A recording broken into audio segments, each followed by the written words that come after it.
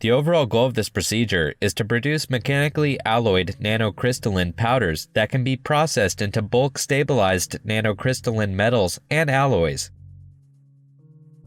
To meet ever-increasing material performance demands, the U.S. Army has undertaken the development of stabilized bulk nanocrystalline alloys for use across a wide range of operating conditions.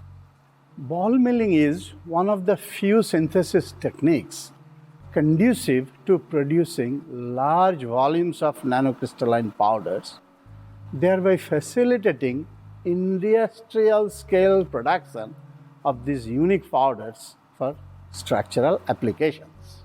Advanced characterization techniques such as transmission electron microscopy and atom probe tomography, coupled with site-specific materials extraction via focused ion beam milling, enable the determination of structure, property, processing relationships, and the bulk alloys. In addition to additive manufacturing, ARL has a variety of consolidation techniques, including equal channel angular extrusion, or ECAE, field-assisted sintering technology, or FAST, and hot isostatic pressing, or HIP.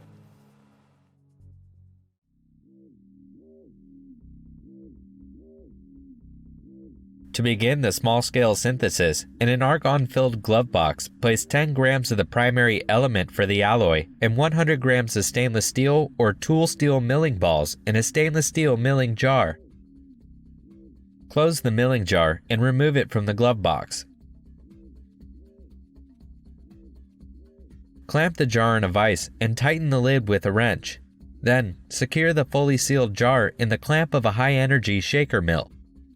Perform a 1-hour milling cycle to coat both the interior of the jar and the milling balls with the primary element.